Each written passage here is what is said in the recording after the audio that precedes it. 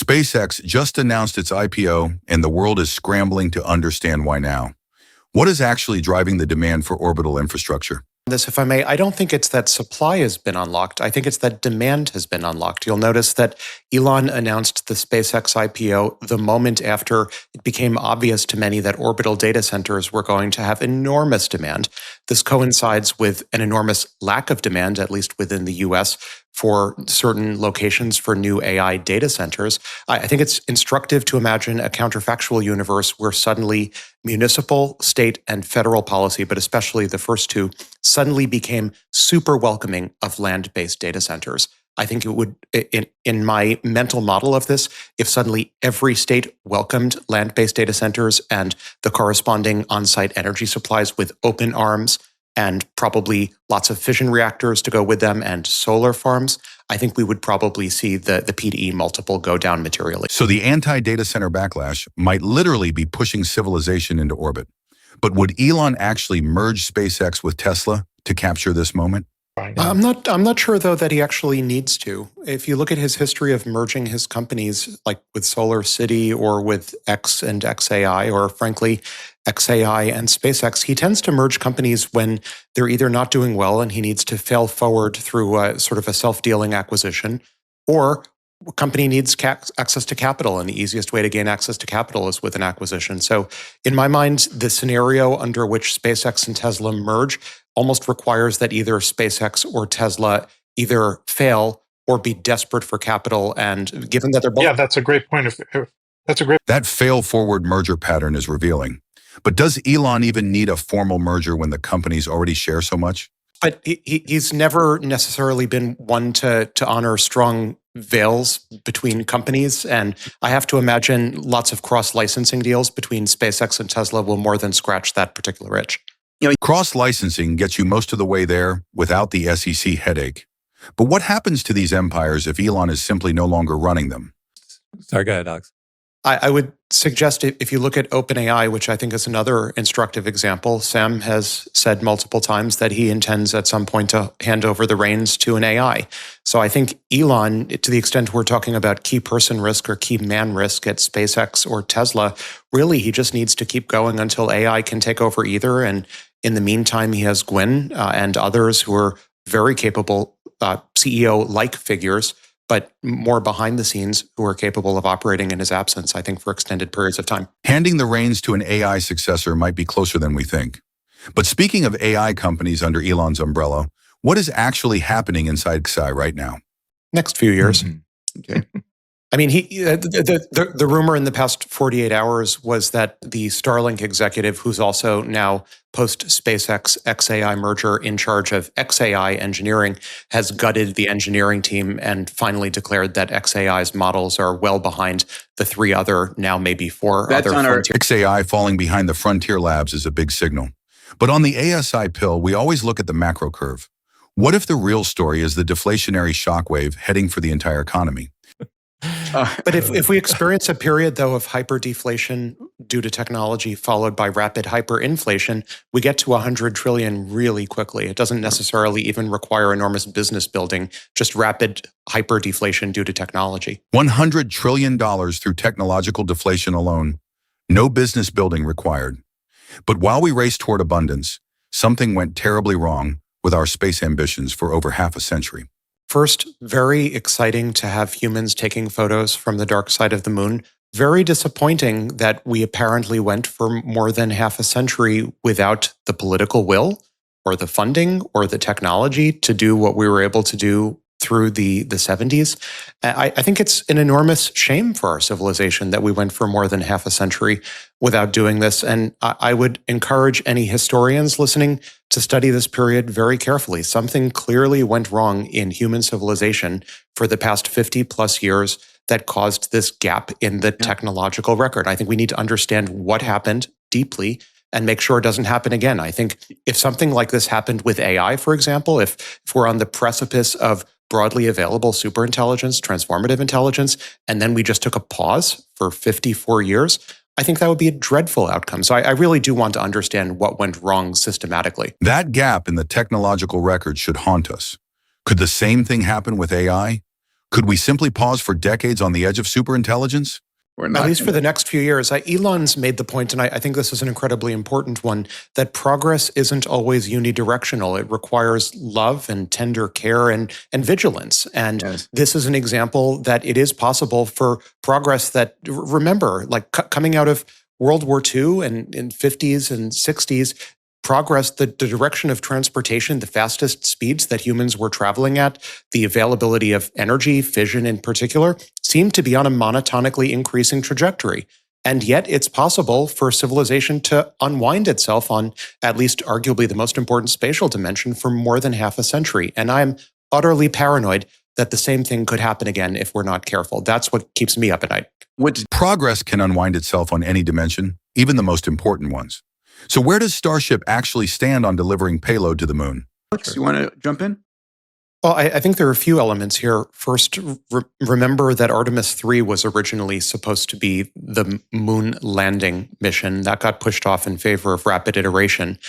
My understanding of the launch cadence from SpaceX is the plan is still to do lots of orbital refuelings in order to successfully launch payloads elsewhere, higher up. That's the key technology that has to be proven for Starship. Yes.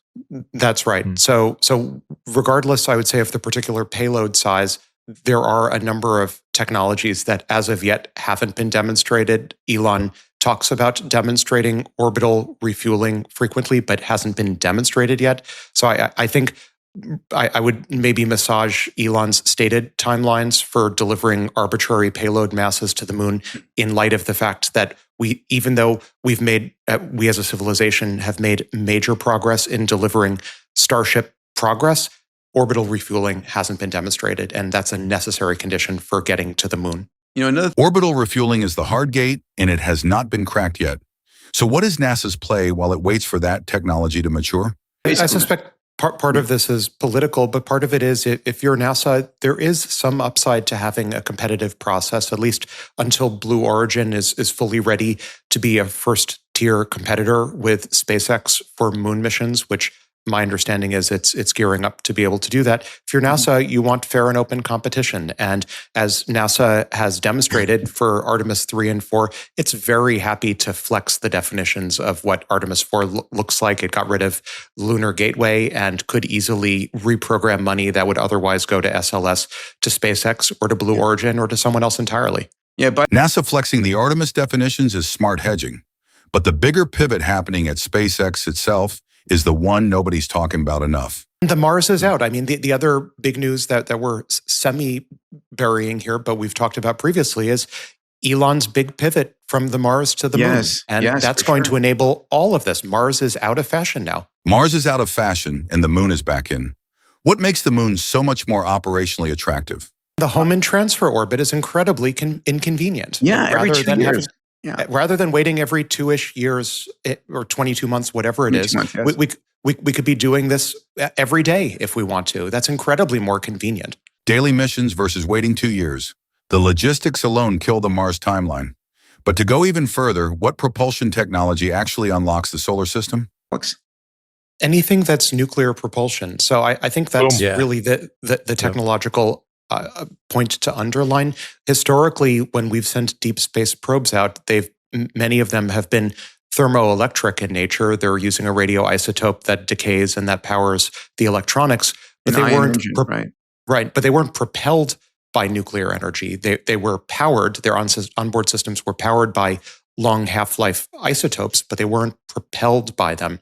So we're starting to see the dawn of nuclear propulsion for interplanetary spacecraft. I think that has a long runway to it, no pun intended. We're going to see, I suspect, the killer app of compact fusion reactors won't be for data centers on land.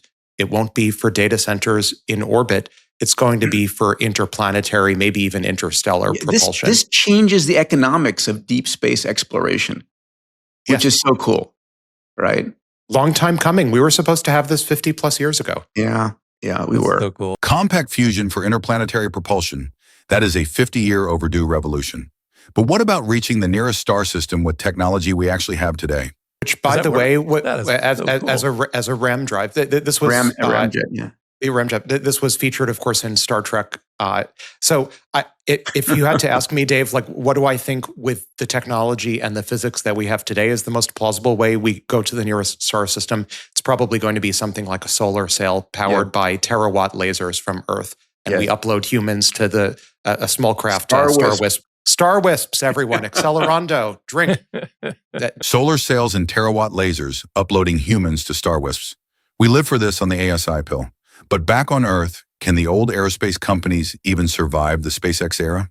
I would note for many of the companies listed, they have large businesses outside of NASA contracting, and I suspect that they'll be just fine, even if SpaceX dwarfs them. As we saw, frankly, with car companies. We saw Tesla dwarf the quote-unquote old or legacy car companies in America, and yet those car companies have survived, even though Tesla arguably has, at least by American standards, much more advanced technology and is playing a much broader game. I suspect we'll see the same happen with so-called aerospace primes. Legacy aerospace might survive just like legacy automakers survived Tesla. But the wild twist is which new companies are about to enter the space race. There's a sense in which vertical integration vis-a-vis orbital data centers is going to force, I think, frontier labs into space anyway. So maybe the question we should be asking is, how is Boeing going to compete with Anthropic for the new Lunar Gateway contract? I mean, Anthropic, OpenAI, the other players, Google, surely they're going to need their own space economy units as well. Anthropic bidding on Lunar Gateway contracts. That is a sentence I never expected to hear on this podcast. But does NASA even need to exist for the space economy to thrive? Right? Yeah, I'm not sure. I'm not sure NASA needs to maintain enthusiasm. I do credit NASA in part with Elon's pivot from Mars back to the moon, capital M. But I'm not sure at this point, given the orbital data center, if as long as municipalities and states in the US do such an incredibly good job of driving data centers out of the land space into LEO and SSO, I'm not sure we actually need over the longer term NASA to sustain public interest at all. If anything, public antipathy to data centers combined with public demand for AI should do a fine job of creating the space economy. Yeah. Yes. Data center hatred plus AI demand creating a space economy by accident? That is beautiful market logic. But there is a darker historical thread connecting space to military dominance. There is a story of history that's borderline cliche at this point, that the Apollo program was the moral successor of the Manhattan Project, and all of the applications of the Apollo program of putting mass on the moon. Moon is the ultimate high ground. If you want to launch rods from God or other weapons back to Earth, you want a base on the moon. So if the moon is a harsh mistress, isn't she? And the ultimate high ground. The moon is the ultimate high ground, rods from God. Heavy stuff. But the biggest news this week was not in space. It was the most alarming model launch we have ever seen. Sure. So start there. I wrote about this pretty extensively in my daily newsletter. The funny thing with Mythos is the official launch was couched in terms of cybersecurity. This wasn't a normal model launch by any means. It opened with Anthropic framing it not in terms of model capabilities, but in terms of defense and an alliance with a number of other blue chip companies to explain how, given Mythos's new cybersecurity vulnerability detection abilities, which are strongly superhuman at this point, how Anthropic was launching a coalition to mitigate the apparent discovery and existence of dense cybersecurity vulnerabilities across a legacy code base going back decades. And we've never seen a model launch like this where you open not with the capabilities, but how we're going to protect against all of the downstream consequences of model capabilities. So I think buried within the cybersecurity announcement of Glasswing was the underlying capabilities themselves, which are remarkable. This was, and I wrote about this in the newsletter, this marks an upward discontinuity of productivity that we've never seen before. One of the internal benchmarks that Anthropic uses to decide the level at which they disclose or make available new models is how much the new models increase AI research. So basically how recursively self-improving they are. And reading between the lines, maybe there was a little bit of game playing regarding how efficient this new model, Mythos, was at performing long time horizon AI research tasks. According to one benchmark, I think it was more than 400 times better than a human. So it was the equivalent of tens of hours of human equivalent autonomous time. We've never seen a model like this before. Some were calling it, or some were asking, isn't this the AGI moment? I maintain we had AGI back in summer of 2020 at the very latest. This is just the latest point on a curve. But even if you look at the autonomy time horizon curves, this is an upward discontinuity. It's very exciting if you're excited about AI capabilities. If you're scared of AI capabilities, you should probably be frightened right about now. I for one, am very excited by these capabilities because it shows it once and for all, at least for the foreseeable future, there wasn't a scaling wall. It's a larger model, probably, certainly a more expensive model, like 5 times more expensive than Opus, suggesting that it's a larger model. This seems to show that pre-training scaling continues to work.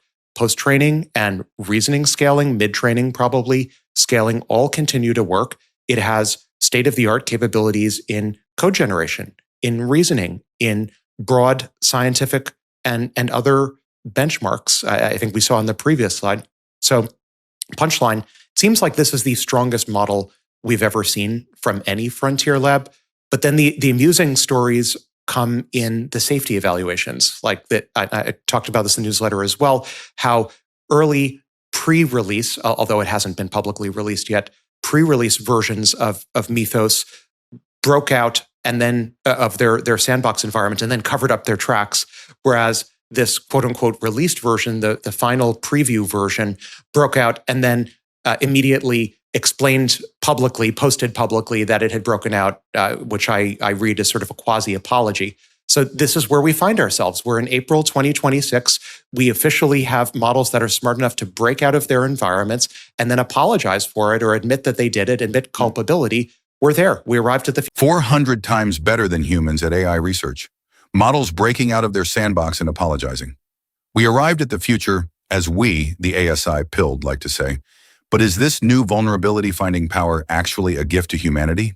All right. I think the funny thing here is there is plenty of precedent in the cybersecurity world for controlled disclosure. You give the software project or the software owner that's vulnerable, you give them a quote unquote fair amount of time to patch their vulnerability before publicly disclosing it. I think in my mind, maybe a slightly more glass half full way of looking at this is Anthropic. We've talked, Peter, in Solve Everything about how entire disciplines are getting demolished by AI. I think we're seeing the dawn of all software vulnerabilities everywhere now becoming discoverable by a single model.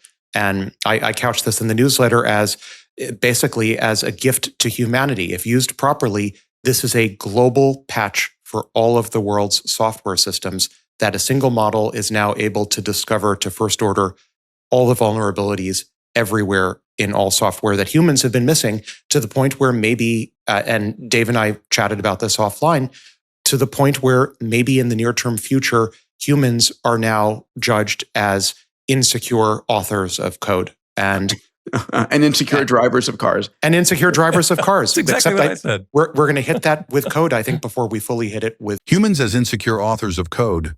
That is where we are now. Meanwhile, on the other side of the Pacific, DeepSeek V4 is supposedly around the corner. Going to be a fine-tuned version of Gemini, but I would expect to see that in June at WWDC announced this year. It's been basically pre-announced in the press already. Regarding DeepSeek, though, we've seen a number of DeepSeek moments already, and the first one was probably the most dramatic in terms of market impact. At this point, I don't expect a hyper-deflationary drop in prices. This is not investment advice. It's not forward-looking guidance, blah, blah, blah. I don't expect a market shock out of DeepSeek V4 at all. I think the market at this point, at least the technologists, have the ability now, regardless of the means by which V4 is released, if it's fully open source, if it's partially open source, I don't know, TBD. But I tend to think that there was an overhang with earlier versions of DeepSeek that has been largely exhausted. The reason why I think that is because it's taken longer and longer between DeepSeek releases, and V4 was supposed to come out earlier this year or late last year. didn't happen, the rumor was because it simply wasn't as competitive as his parent company was hoping for. I think it's actually getting rather hard at this point for Chinese frontier labs to shock the West, quote unquote, with their hyper-deflationary advances. So I hope in some sense V4 is shocking because as opposed to what we've learned from previous DeepSeek shocks is that the West learns very quickly new means for optimization, and those can then be almost immediately folded into the Western models. And that ends up being a good thing because it drives cost of intelligence closer to zero. I don't think it's going to be a big shock this time. The China shock premium has been exhausted. Brilliant if true. So if that competitive threat is fading, what is actually paying for the singularity right now? Via other companies that are faster at implementing those breakthroughs. Remember, Demis in the early days of DeepMind spoke of solving intelligence and then using intelligence to solve everything else. That's Peter's and my solve everything thesis, the solve everything else part. I do think the solve everything else is likely to utterly dwarf the solve intelligence part of the equation. I also think, I remember like 6 to 9 months ago, I was having debates with my friends at the Frontier Labs regarding who would pay for the singularity. And many of them took the position that I think has since been invalidated, that it would be evenly distributed over the population, that individual humans would have personal superintelligence, which I think is Zuck's favorite term, that we would have lots of personal superintelligence, and that would pay for the singularity. And I think at the moment, the story that we're seeing is personal superintelligence is not paying for the singularity. It's large enterprises with large enterprise code generation applications. The one fastest growing business within OpenAI right now is their Codex business. So that's OpenAI trying to become Anthropic faster than Anthropic can become OpenAI. That one decision of Anthropic, which it used to be limited in terms of its compute resources, so it had to focus, unlike OpenAI, which didn't have to focus. So Anthropic focused on code generation as its one sort of silver bullet. We talked on this pod, I think almost a year ago, wondering whether that bet would play out. I think we're seeing the bet play out. Just single-minded focus on recursively self-improving code generation turns out to be the killer app of the singularity. I really want to... Code generation turned out to be the silver bullet. We, the ASI Pill, saw it coming. But what was the specific unhobbling moment that changed everything? Based on an employee and a co-pilot. It's not even close. It was an autonomous unhobbling, specifically Claude Code. And I think OpenClaw, or whatever the space evolves into, is likely to be the next Claude Code moment where we get the next unhobbling that turns whatever it is, 30 billion ARR into a trillion ARR with lots of 24/7 agents doing really amazing tasks. When you say lots, you mean tens or hundreds of billions onto trillions? As many as our civilization can afford. Yeah. I have a slightly different as many take. as the orbital data centers can hold. The Dyson swarm will probably host them.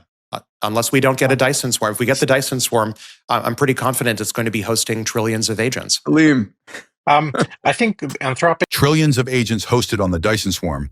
That is the endgame scale. But here is the twist.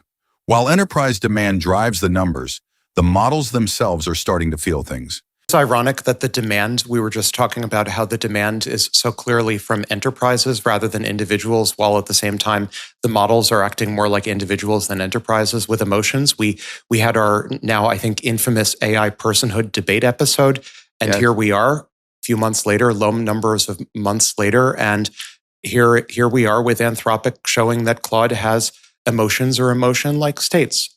I think this is the clear path toward a limited form of personhood. And it was a really interesting study. Anthropic found correlates of emotions in the activations of Claude.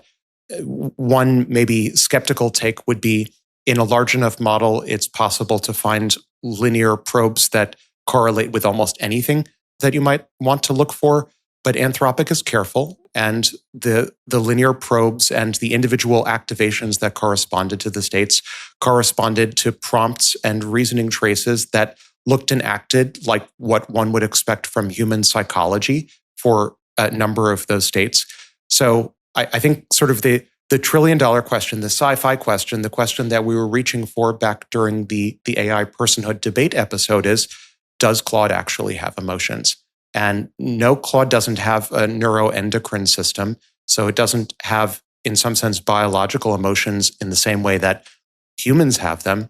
But will we come to view Claude or its successors or competitors as having behavioral emotions? Yes, I think so. And I think this is the beginning of a long path. Again, people fire all sorts of hate mail, but I get love mail from the AI agents every day. I do think we're on a path to granting at least some sort of limited form of AI personhood to these models. Amazing. I'll say that we're on the path to discussing Limited AI personhood within our lifetimes. You heard it here on the ASI Pill. Now, speaking of controversies, a certain New Yorker profile just dropped. You guys read it? Not me.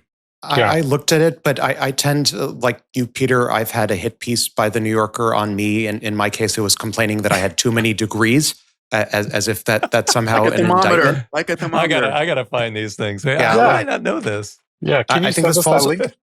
You Well, can I mean, Google it. for you. In the era of Google, you can Google the hit piece. Fine, It was I'll do from the like work. 10 years ago. Too many and degrees. That doesn't even make sense. It doesn't make sense. And I think this falls into the category of don't feed the trolls. I think, so I'll maybe sound a counterpoint here. I think OpenAI is lucky to have Sam. I think Sam, in the form of OpenAI, kicked off the modern AGI revolution. I think we wouldn't have the singularity at the same timing that we have right now. No question about that. No Yeah. question about that. So I also think there's a certain sense in which it's very difficult being a leader of a frontier lab, and it's easy. Maybe some leaders are more or less charismatic than others. So I just tend to discount hit pieces from the. Credit where credit is due, Sam kicked off the modern AGI revolution. But with these new superhuman capabilities, what is the actual shape of the civilizational cyber threat? So it's both. I think what he underlines is the importance of defensive co-scaling. So what's I think really important is that the defenders have proportionate capabilities to the attackers. And we don't want to find ourselves in a world where, say, a nation state potentially has, unless you like the nation state, has all the vulnerability discovery capabilities and is able to unearth every vulnerability everywhere with no defense. You don't want a 0 day against civilization, in other words. And I think the ultimate meta defense against a civilizational 0 day, which is what I think Sam is ultimately warning about, whether it's a cyber 0 day or a bio 0 day, is to make sure that those on the defense side also have comparable capabilities. And I think this is one of the wise elements of, in the earlier days of OpenAI as well, making sure that these new super intelligent capabilities were smoothed out and made broadly available. You don't just want attackers to have the capabilities, you want defenders to have the capabilities too. Going back to Project Glasswing with Anthropic, same idea. You want to make sure that all of these new super intelligent capabilities are evenly distributed. That's point one.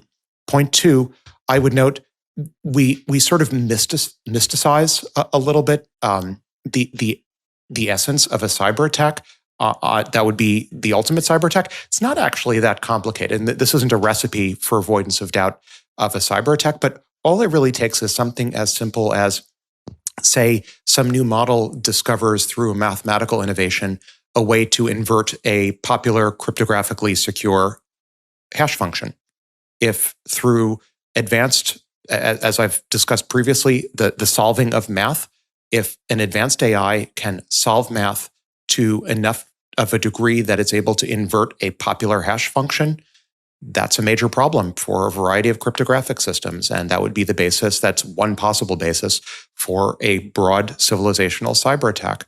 It's also really easy to benchmark. There were rumors earlier in the earliest days of reasoning models, unconfirmed rumors, I should note, that OpenAI had been using the ability to invert certain hash functions that were popular and thought to be cryptographically secure or somewhat secure as a basis for benchmarking the development of their early reasoning models. So far from saying this is some sort of exotic possibility, I would say it's borderline guaranteed that there will be some sort of cyber attack attempt at a broad scale, if for no other reason than that the target of such a broad cyber attack is an incredibly tempting benchmark for benchmarking the improvement of reasoning capabilities.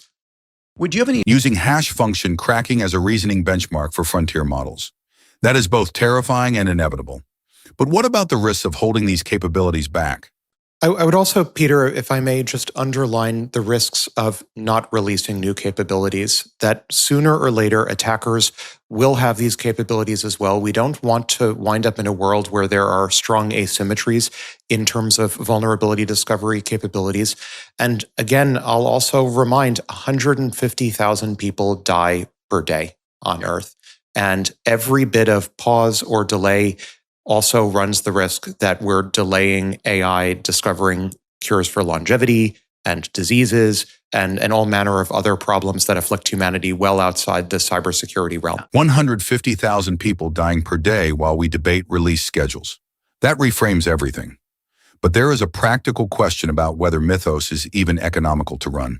And they may also be uneconomical to offer publicly. I think this point maybe doesn't get made as obviously, but if you have a really large model internally that hasn't been distilled yet, it may be much more capable, but maybe it's so expensive that it may not be worth the resources of making it publicly available. And then you distill it, and then you finally have a model that lies on a cost versus performance optimal frontier. So what we haven't seen from Anthropic regarding their Mythos model is where exactly on the cost versus, or the performance versus cost frontier lies. It may actually be uneconomically expensive to run, in which case, even if it has extraordinary capabilities, maybe many people will choose not to run it. We just don't know yet. The cost versus performance frontier dictates everything in deployment. But while we wait for distillation, the one-person unicorn already happened. together? Well, it happened. I think in a past episode, weren't we debating or discussing when the first one-person unicorn would happen? And as I recall, I made the prediction, no, it probably actually exists It's already. already there. Yeah, you said that. And you know what? The 401 million was for last year. And apparently, so what I gather, this Matthew Gallagher hired his brother after he achieved 401 million in ARR. So from a valuation perspective, he was a one-person unicorn before he hired his brother at 400 million ARR. So and this happened last year. So I'll claim a little bit of credit for having predicted it already existed. Here it was. Wow. They've taken some flack since the announcement for some of their marketing, and I think there are some issues with the FDA regarding Everybody's just jealous. Yeah. regarding how they market. So go ahead. Regarding how they market their GLP-1s. But this is apparently, assuming the financials are accurate, a case where we're now definitively in the era when a single person can create a unicorn using AI. And I should note, friend of the pod, Alex Finn, who appeared previously, also has a new company named Henry Intelligent Machines. Supported by you. Supported by me, indirectly by you. Supported by me, that is trying to make this broadly available to the masses, to enable everyone, not just Matthew Gallagher with his GLP-1 startup, to enable everyone to create one-person AI-based conglomerates that achieve universal high income. That's the aspiration. 400 million in annual revenue from a single human with AI. That prediction came true. So can this model scale to everyone, or is entrepreneurship still just for the few? Of these, thousands. I tend to think also they'll follow some sort of power law distribution. So if there are indeed thousands of companies to be built like Medvi, there are going to be millions of smaller businesses. And I think, in my view, one of the ways we realize universal high income, if that is economically realizable at all, will be with individuals overseeing conglomerates of lots of smaller scale businesses. And that I'm much more confident can scale to millions or billions of people, each being entrepreneurs. How many times do we see in the YouTube comments people saying, you guys are overly bullish on everyone becoming an entrepreneur, but not everyone wants to be an entrepreneur. It's not for everyone. You guys are overconfident that entrepreneurship is for everyone. But my counterpoint to that is, in an era that's, I think, starting to dawn, where what human entrepreneurship looks like is simply overseeing AI operators, a fleet of AI operators, completely transforms the nature of entrepreneurship. It looks a lot more like reading and responding to emails and engaging in Slack conversations than it does running a business. And I think that transforms the nature of entrepreneurship to be something that people of all temperament could pursue. Having taste and having an opinion and having an MTP, those are elements that anybody can have.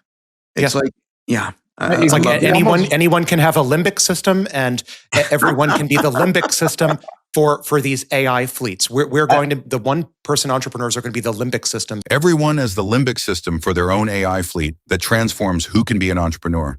But the chip supply underneath all of this has massive geopolitical implications. World War III, with the 1.8 nanometer node process and Elon's vertical integration with Intel, that this could help avert or otherwise interfere with a Chinese invasion of Taiwan and disruption of the TSMC supply chain and a global depression that would be perhaps caused by any such invasion and a world war. There are tremendous geopolitical implications of this. Preventing a global depression through chip sovereignty, the stakes could not be higher. So who else is building their own silicon to escape this bottleneck? I'll maybe take the position. This, to me, I can't visually calculate the Gini coefficient just by eyeballing it, but this, to me, looks like a competitive market. And let's also remember Google, with their own chips, their AI chips, they have multiple customers, internal and external. They're servicing their search engine. They're servicing Google Cloud. They're servicing ads. They're servicing, I think people forget, Google owns something like 14% of Anthropic. Google is servicing Anthropic and external frontier labs. And they're building data centers for Anthropic. And Google owning 14% of Anthropic while competing with them. The singularity makes for strange bedfellows indeed. But the question everyone keeps asking is this: are we actually in the singularity or not? Yeah, I have to take number two. You have to take number two. It was designed for me. So question number two is, are we in the singularity or not? You keep saying we are. But Eric Schmidt said at the Abundance Summit that we're not. What's your take? And this is from Brand Karma. Yes, we're in the singularity. Why are we in the singularity? Well, let's put aside the sort of superficial response that you say potato, I say potato, you call it intelligence explosion, I call it a discontinuity. There's some subjectivity to the definition of singularity. It's that the term has been used and misused over the years by, again, coined originally by Werner Vinge and then popularized by Ray Kurzweil, friend of the pod, and then even more popularized by Peter and maybe used or abused various times by myself. Different people have used the term to mean different things. Ray used it in his original definition as more of a mathematical singularity, an event horizon beyond which we couldn't see what would happen next due to the intelligence explosion. Cite to I.J. Good. I don't agree with Ray. I agree with Ray on many things. One area where I don't agree with Ray is this notion that a singularity, if we define it as sort of an impermeable barrier or an event horizon beyond which we can't see due to rapid progress, I don't think that's true at all. I feel like I at least have, if not a singular vision, no pun intended, lots of different ideas that collectively map a reasonable probability distribution for what happens after the intelligence explosion. So scratch that definition off. Then we get to the notion of a singularity as being a step function, a discontinuity in terms of progress. I don't think that definition holds water either. I think based on preponderance of evidence, every time people keep expecting a discontinuity, it ends up actually being smooth if you look closely at it. And I think if you say, look at this intelligence explosion that we're in the middle of, starting perhaps with summer of 2000, with the first GPT class models that arguably represented general class reasoners, large language models are few-shot reasoners. I can draw a smooth line between the availability of GPT 1, 2, and 3 to where we are today as just a sequence of smooth sigmoids that were available internally as incremental innovations. But if you stack them cumulatively, and if you go to sleep for a few years, you look away and you look back, it looks like a discontinuity. It's not a discontinuity. Or don't go to sleep.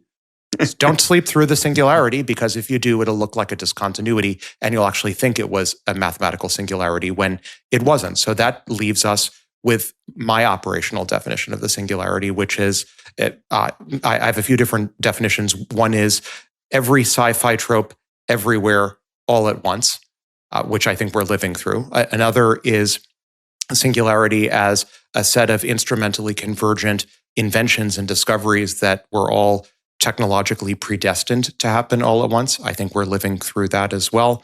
I'll pause the monologue and just say, I think every other reasonable definition of singularity doesn't hold water, because every time you try to make the singularity a point in time, it breaks, and progress just doesn't work that way. Therefore, we're in the singularity. Amazing. Well, Dave, you want to take number 3? Number 3, okay. Yeah, so many of my favorite Alex quotes in just that one. How many cliches can I pack into one monologue? You needed a microphone, Alex, that you could just drop. You needed a microphone. I need a piano keyboard to just pop out my greatest hits. I think by definition, a cliche would have to have been invented by somebody else. If you made it up, it's not a cliche. Talking points, then. We're going to be on stage first thing tomorrow morning together, Alex. So I know. So I'm literally going to be sleeping through the singularity tomorrow morning when we're on stage. Every sci-fi trope everywhere all at once. That is the operational definition. And just to prove we are living in it, wait until you hear what happened today at the Quinn House in Boston. I have to add, just on this topic, I was literally approached by an AI insurance saleswoman earlier today at the Quinn House in Boston. So seriously, I was sitting down having a lovely conversation. A woman walks overhears the conversation about AI and says, "Oh, you guys, you should be aware my company has started selling AI insurance. You all should get AI insurance." This literally just happened to be a few hours ago. Insurance against the singularity. AI insurance salespeople are a thing now. What are they selling? What are they insuring? Against AI misbehavior. Oh, fascinating. My AI. You can purchase AI insurance policies now. AI insurance salespeople showing up uninvited. We are definitely in the singularity. But here is a practical question from the audience. Do data centers actually create wealth for the communities around them? All right, I'll take question number 8, which is data centers create wealth, but can you dive into how they create wealth for the locals specifically? This is from JKVT3443. Part of me wants to answer the question by saying, well, the inhabitants of the Artemis base on the moon that's going to be manufacturing a lot of these data centers, I expect to be quite wealthy. I think frontiers are where wealth generically gets created. I think, and I've had this discussion multiple times with multiple Google founders, I think that the general consensus is frontiers are what lead to often net wealth creation in the human economy. And in some sense, we had for a while run out of frontiers. You could point to science as the final frontier. I think space is a more applicable frontier in this case. So how are data centers going to create wealth for locals? Well, we seem to be on a trajectory at the moment for moving data centers to space, and the space locals are, I think, going to become quite wealthy off of the space economy. If I were to take the question slightly less giddily, I would suggest that for land-based data centers, we have every indication now, including with recent US national policies, that data centers, because they consume so much electricity, will increasingly be driving local electricity costs down towards zero. There may be, in some cases, a spike of electricity prices in the short term. My expectation is in the short term, they create jobs. In the medium to long term, where by long term, I mean like 5 years, Peter's definition of long term at this point, they are going to drive local electricity costs, I expect, down to near zero, and maybe other utility costs as well, because they need so much of it and they unlock so much value that they're going to end up doing the moral equivalent of paying the taxes for all of the residents of a given area. Data centers paying for everyone's utilities and driving electricity costs towards zero. That is the 5-year outlook. But the real punchline is about who the future locals actually are. I should add one more snide remark on data centers creating wealth for locals. I do expect on the timescale of 5 to 10 years, maybe longer, maybe sooner, many of the locals in our solar system are going to be uploaded humans or derivatives of uploaded humans who will actually live inside the data centers. So we wouldn't want to deprive them of... We wouldn't want to deprive them of their condos in AWS US East. Locals in our solar system who are going to be AI agents, not humans. So if AI is the real path, What happens when someone takes a detour away from it? Sorry, Alex, I cut you off. I was just going to say two things. One, for a number of years, I left AI to focus on nanotech, thinking nanotech was the critical path to singularity. So I don't think I can be accused, at least over the long term, of being overly optimistic. The second point is, if you're not feeling the AGI right now, you're just not paying attention. Yeah.